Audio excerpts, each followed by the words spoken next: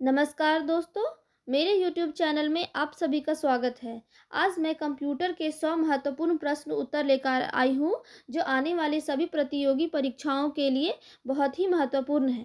पहला प्रश्न है, इलेक्ट्रॉनिक डिवाइस जो डाटा को इंफॉर्मेशन में बदलते हुए प्रोसेस करता है, क्या कहलाता है? इसका उत्तर हो जाएगा प्रोसेसर।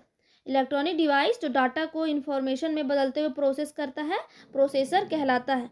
अगला प्रश्न है, कंप्यूटर प्रोसेस द्वारा इंफॉर्मेशन परिवर्तित किए जाते हैं। इसका उत्तर हो जाएगा डाटा में। कंप्यूटर प्रोसेस द्वारा इंफॉर्मेशन डाटा में परिवर्तित किए जाते हैं। अगला प्रश्न है, कंप्यूटर के संदर्भ में एएलयू का तात्पर्य है। इसका उत्तर हो जाएगा अर्थमेटिक लॉजिक यूनिट। एएलयू का तात्पर्य होता है अर्थमेटिक लॉजिक यूनिट। अगला प्रश्न है, कंप्यूटर के मस्तिष्क किसे कहा जाता है? इसका उत्तर हो जाएगा सीपीयू। कंप्यूटर का मस्तिष्क सीपीयू को कहा जाता है।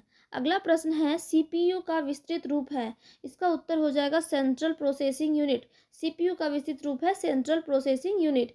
अगला प्रश्न है, गणना और तुलना करने के लिए कंप्यूटर के किस भाग का प्रयोग किया जाता है? इसका उत्तर हो जाएगा एएलयू। गणना और तुलना के लिए एएलयू का प्रयोग किया जाता है। अगला प्रश्न है, फोर्ट्रॉन है। इसका उत्तर हो जाएगा उच्च स्तरीय भाषा। फोर्ट्रॉन क्या है? एक उच्च स्तरीय भाषा। अगला प्रश्न है, सीपी के एएलयू में होते हैं। इसका उत्तर हो जाएगा रजिस्टर। सीपीयू के एएलयू में क्या होते हैं? रजिस्टर। अगला प्रश्न है, सेंट्रल प्रोसेसिंग यूनिट में एक कंपोनेंट के रूप में होता है। इसका उत्तर हो जाएगा arithmetic logic unit. Central processing unit में कंपोनेंट के रूप में अर्थमेटिक लॉजिक यूनिट होता है। अगला प्रश्न है, कंट्रोल मेमोरी अर्थमेटिक एवं लॉजिक यूनिट होते हैं। इसका उत्तर हो जाएगा सीपीयू में। कंट्रोल मेमोरी और अर्थमेटिक लॉजिक यूनिट होते हैं सीपीयू में। अगला प्रश्न है, कंप्यूटर में प्रोसेसिंग होती है। इसका उत्तर हो जाएगा सीपीयू में। कंप्यूटर में प्रोसेसिंग सीपीयू में होती है। अगला प्रश्न है, अर्थमेटिक परिचालन संपन्न करता है एएलयू। क्या कौन करता है अर्थमेटिक परिचालन संपन्न? एएलयू। अगला प्रश्न है, शब्द परास अधिक होने से कंप्यूटर की गति क्या हो जाती है? बढ़ जाती है। अगर वर्ड की लेंथ अधिक हो तो कंप्यूटर की गति बढ़ जाती है। अगला प्रश्न है, सीपीयू की गति को प्रभावित करने वाले कारक हैं। इसका उत्तर हो जाएगा शब्द परास, कंप्यूटरी घड़ी एवं कैश मेमोरी। इसकी वजह से सीपीयू की गति प्रभावित होती है। अगला प्रश्न है, कंप्यूटर के वृहद अनुप्रयोग के कारण आधुनिक युग को क्या कहा जाता है? इसका उत्तर हो जाएगा कंप्यूटर युग। कंप्यूटर के वृहद अनुप्रयोग के कारण आधुनिक युग कहा जाता है कंप्यूटर युग को।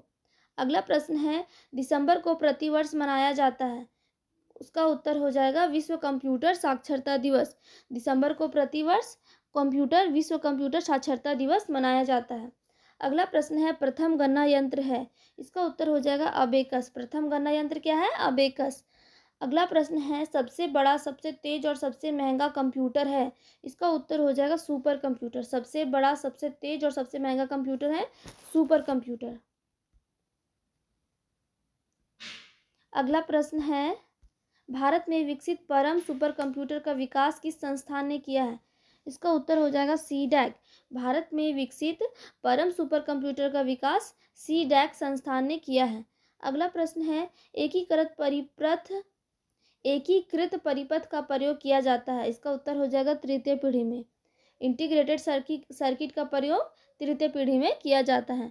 अगला प्रश्न है, इंटीग्रेटेड सर्किट का विकास किया था। तो इसका उत्तर हो जाएगा जेएस किल्बी ने।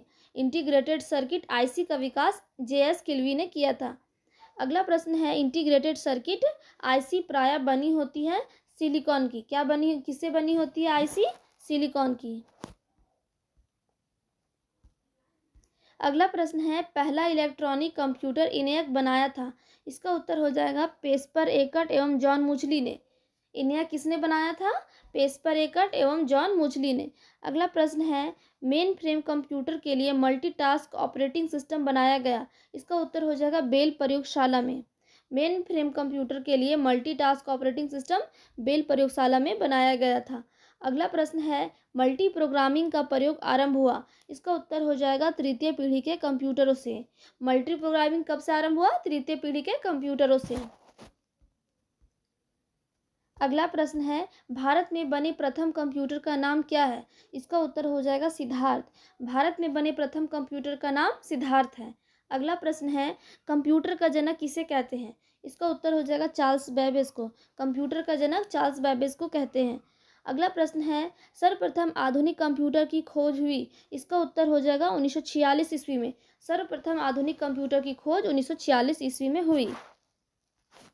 अगला प्रश्न है, सीडी रोम, रैम, कैचे और रजिस्टर में सबसे तेज है? इसका उत्तर हो जाएगा registers. CD ROM, RAM, cache और रजिस्टर में सबसे तेज क्या हो जाता है? रजिस्टर। अगला प्रश्न है, 1947 में बेल लेबोरेटरीज में John Bardeen William Shockley the Walter Brattain ने आविष्कार किया? इसका उत्तर हो जाएगा ट्रांजिस्टर का। 1947 ईस्वी में बेल लेबोरेटरीज में जॉन बॉर्डिन विलियम शॉकले तथा वॉल्टर ब्रेटन ने ट्रांजिस्टर का आविष्कार किया। अगला प्रश्न है, कंप्यूटर निर्माण उद्योग में अग्रणी होने का कारण भारत का सिलिकॉन वैली के रूप में जाना जाता है? इसका उत्तर हो जाएगा बेंगलुरु शहर। सिलिकॉन वैली के रूप में बेंगलुरु शहर जाना जाता है। अगला प्रश्न है, डॉट मैट्रिक्स एक प्रकार का है? इसका उत्तर हो जाएगा प्रिंटर। डॉट मैट्रिक्स एक प्रकार का प्रिंटर है। अगला प्रश्न है, कीबोर्ड और माउस है? इसका उत्तर हो जाएगा इनपुट डिवाइस। कीबोर्ड और माउस इनपुट डिवाइस है। अगला प्रश्न है, कंप्यूटर की समस्त सूचनाएं या आउटपुट देखने के लिए प्रयोग किया जाता है? इसका उत्तर हो जाएगा मॉनिटर डिवाइस का। कंप्यूटर की समस्त सूचनाएं और आउटपुट देखने के लिए मॉनिटर डिवाइस का प्रयोग किया जाता है। अगला प्रश्न है, कीबोर्ड में फंक्शन की संख्या होती है? इसका उत्तर हो जाएगा 12। कीबोर्ड में कुल फंक्शन कीज की संख्या 12 होती है। अगला प्रश्न है, प्रिंटिंग हेड और कागज का संपर्क होता है? इसका उत्तर हो जाएगा इम्पैक्ट प्रिंटर में। प्रिंटिंग हेड और कागज का संपर्क इम्पैक्ट प्रिंटर में होता है। अगला प्रश्न है, पॉइंट एंड ड्रॉ डिवाइस है? इसका उत्तर हो जाएगा माउस। माउस एक पॉइंट एंड ड्रॉ डिवाइस है। अगला प्रश्न है, जो व्यक्ति इनपुट के लिए अपने हाथों का प्रयोग नहीं कर पाते उनकी सहायता कर सकता है? इसका उत्तर हो जाएगा स्पीच रिकॉग्निशन। जो व्यक्ति कंप्यूटर इनपुट के लिए अपने हाथों का प्रयोग नहीं कर पाते हैं उनकी सहायता स्पीच रिकॉग्निशन कर सकता है। अगला प्रश्न है, मेमोरी में स्टोर डिजिटल इमेज बनाने के लिए तथा हस्तलिखित या मुद्रित टेक्स्ट को पढ़ने के लिए प्रयोग किया जाता है? इसका उत्तर हो जाएगा स्कैनर। मेमोरी में स्टोर डिजिटल इमेज बनाने के लिए तथा हस्तलिखित या मुद्रित टेक्स्ट को पढ़ने के लिए स्कैनर का प्रयोग किया जाता है। अगला प्रश्न है, पहला कंप्यूटर माउस बनाया था? इसका उत्तर हो जाएगा डगलस एंजलबर्ट ने। पहला कंप्यूटर माउस डगलस एंजलबर्ट ने बनाया था। अगला प्रश्न है, सबसे ज़्यादा प्रयोग में आने वाली पॉइंटिंग इनपुट डिवाइस क्या है? इसका उत्तर हो जाएगा माउस। सबसे ज़्यादा प्रयोग में आने वाली पॉइंटिंग इनपुट डिवाइस है माउस। अगला प्रश्न है, कंप्यूटरों के लिए प्राथमिक आउटपुट डिवाइस है? इसका उत्तर हो जाएगा मॉनिटर। कंप्यूटरों के लिए प्राथमिक आउटपुट डिवाइस है मॉनिटर। अगला प्रश्न है, वे डिवाइसें जो जानकारी एंटर करती है और कंप्यूटर के साथ कम्युनिकेट करने देती है क्या कहलाती हैं? इसका उत्तर हो जाएगा इनपुट डिवाइसें। वे डिवाइसें जो जानकारी एंटर करती हैं इनपुट डिवाइसें कहलाती हैं। अगला प्रश्न है, आउटपुट और इनपुट डिवाइस दोनों ही है? इसका उत्तर हो जाएगा मोडेम। मोडेम जो है वो आउटपुट और इनपुट दोनों डिवाइस हैं। अगला प्रश्न है, डॉट पिच रिजॉल्यूशन एवं रिफ्रेश रेट से पहचान की जाती है? इसका उत्तर हो जाएगा मॉनिटर की गुणवत्ता की। डॉट पिच रिजॉल्यूशन एवं रिफ्रेश रेट से पहचान की जाती है मॉनिटर की गुणवत्ता की।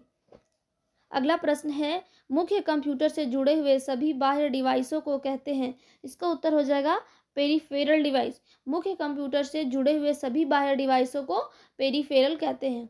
अगला प्रश्न है, ऑप्टिकल डिस्क का उदाहरण है? इसका उत्तर हो जाएगा digital versatile disc. Optical disc का उदाहरण है डिजिटल वर्सेटाइल डिस्क। अगला प्रश्न है, यूज़र द्वारा डाटा को एक से ज़्यादा बार स्टोर करने की क्षमता है? इसका उत्तर हो जाएगा CDRW में। यूज़र द्वारा डाटा को एक से ज़्यादा स्टोर करने की क्षमता है CDRW में।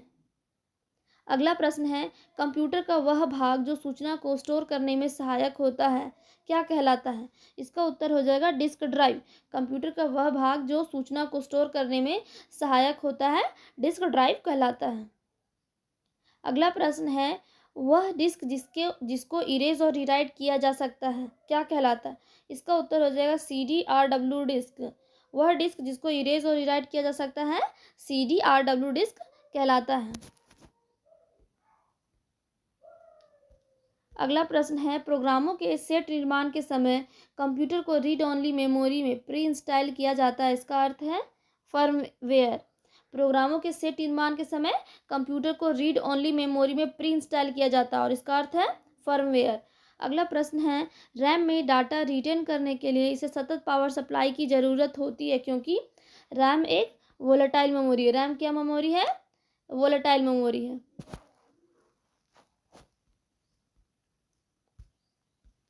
अगला प्रश्न है, जो डिवाइसें इंफॉर्मेशन स्टोर करती हैं और कंप्यूटर कार्य करने के लिए जिनका प्रयोग किया जाता है, उन्हें कहते हैं स्टोरेज।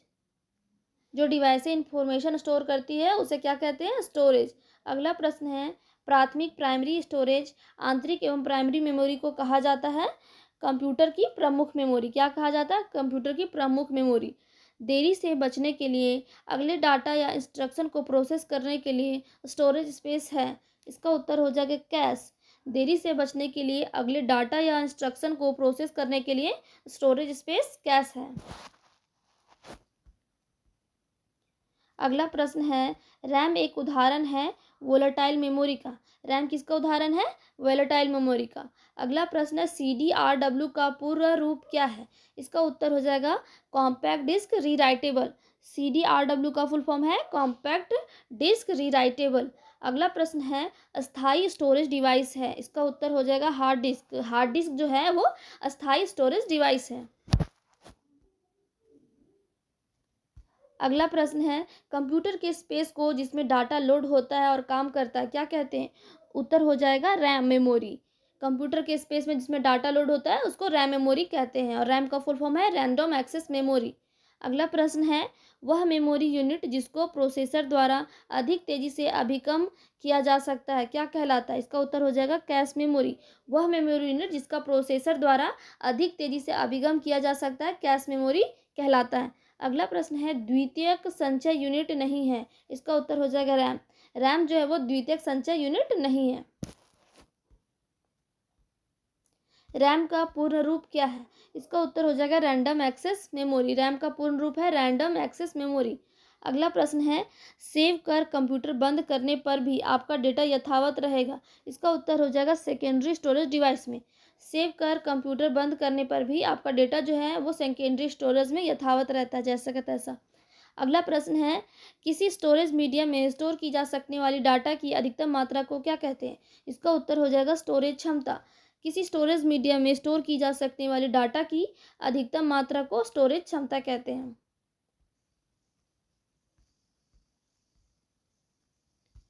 अगला प्रश्न है, आधुनिक कंप्यूटर में मुख्यतः प्रयोग किया जाता है, इसका उत्तर हो जाएगा मल्टी प्रोग्रामिंग और ऑपरेटिंग सिस्टम का। आधुनिक कंप्यूटर में मुख्यतः मल्टी प्रोग्रामिंग ऑपरेटिंग सिस्टम का प्रयोग किया जाता है। अगला प्रश्न है, यह एक मल्टी प्रोग्रामिंग ऑपरेटिंग सिस्टम है जिनमें एक साथ कई प्रोग्राम चलाए जा सकते हैं, इसका उत्तर हो जाएगा लाइनक्स। लाइनक्स एक ऐसा मल्टी प्रोग्रामिंग ऑपरेटिंग सिस्टम है जिनमें एक साथ कई प्रोग्राम चलाए जा सकते हैं। अगला प्रश्न है, एक तरह का सॉफ्टवेयर जो हार्डवेयर के बदले प्रयुक्त होता है तथा रोम में रखा जाता है, इसका उत्तर हो जाएगा फर्मवेयर। फर्मवेयर एक तरह का सॉफ्टवेयर है जो हार्डवेयर के बदले प्रयुक्त होता है तथा रोम में रखा जाता है। अगला प्रश्न है, सी भाषा में लिखा जाने वाला पहला ऑपरेटिंग सिस्टम, इसका उत्तर हो जाएगा यूनिक्स। सी भाषा में लिखा जाने वाला पहला ऑपरेटिंग सिस्टम है यूनिक्स। लाइनक्स का नाम उसके खोजकर्ता के नाम पड़ा जो है लाइनक्स टॉरवॉल्ड्स। कौन है? लाइनक्स टॉरवॉल्ड, जिनके नाम पर लाइनक्स का नाम पड़ा है। अगला प्रश्न है, एक ही प्रोग्राम में बार बार प्रयोग में आने वाले छोटे छोटे प्रोग्राम कहलाते हैं, इसका उत्तर हो जाएगा सब रूटीन प्रोग्राम। एक ही प्रोग्राम में बार बार प्रयोग में आने वाले छोटे छोटे प्रोग्राम सब रूटीन प्रोग्राम कहलाते हैं।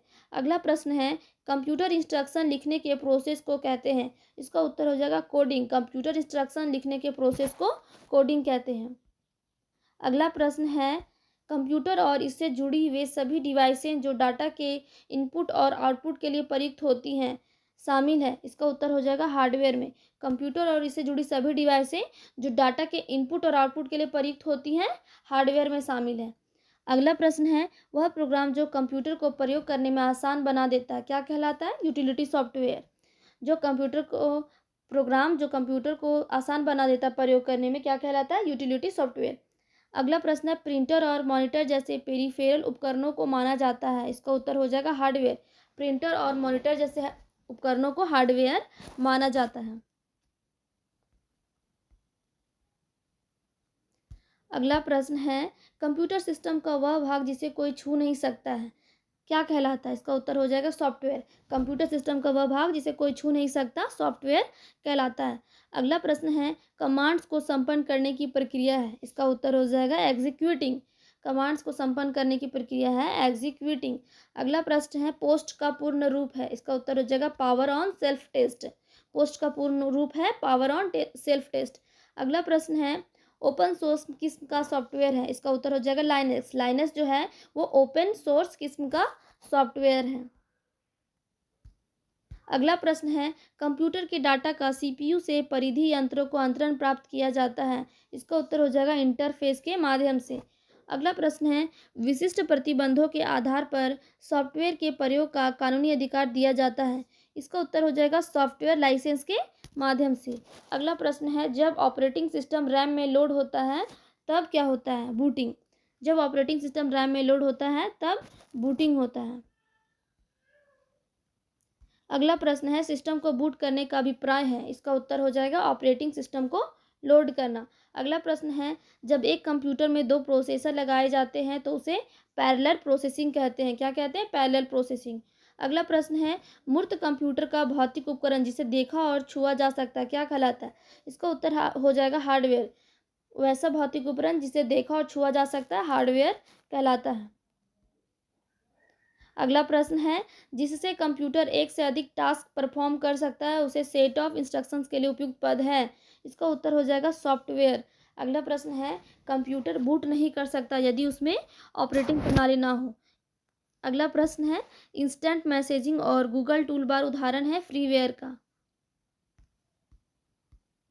अगला प्रश्न है, कंप्यूटर का प्रत्येक घटक या तो हार्डवेयर होता है या सॉफ्टवेयर होता है। अगला प्रश्न है, प्रोग्राम या इंस्ट्रक्शन होते हैं सिस्टम के सॉफ्टवेयर में।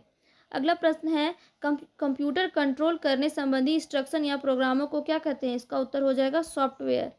अगला प्रश्न है, एक समय में एक कथन को कन्वर्ट और एग्जीक्यूट करता है। इसका उत्तर हो जाएगा इंटरप्रेटर।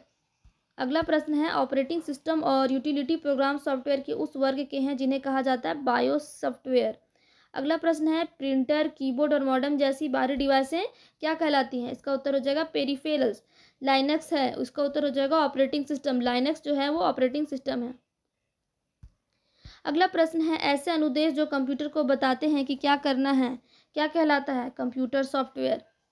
अगला प्रश्न है, पहले से चल रहे कंप्यूटर को रीस्टार्ट करना क्या कहलाता है? इसका उत्तर हो जाएगा रीबूटिंग। अगला प्रश्न है, कंप्यूटर उपकरण को कहते हैं। इसका उत्तर हो जाएगा हार्डवेयर। कंप्यूटर उपकरण को हार्डवेयर कहते हैं। अगला प्रश्न है, उस हार्डवेयर के लिए प्रयुक्त सामान्य शब्द है जो जरूरी नहीं कि कंप्यूटर के मूल कार्य के लिए हो बल्कि बाहर से जुड़ा हो। पेरिफेरल। बाहर से जुड़ा हार्डवेयर पेरिफेरल्स कहलाता है। अगला प्रश्न है, जब कंप्यूटर ऑन करते हैं तब बूट रूटीन यह टेस्ट करता है पावर ऑन सेल्फ टेस्ट। जब कंप्यूटर ऑन करते हैं तब बूट रूटीन टेस्ट करता है पावर ऑन सेल्फ टेस्ट। अगला प्रश्न है, कंप्यूटर का बनाने वाला फिजिकल कंपोनेंट्स को क्या कहते हैं? इसका उत्तर हो जाएगा हार्डवेयर। कंप्यूटर को बनाने वाले फिजिकल कंपोनेंट्स को हार्डवेयर कहते हैं।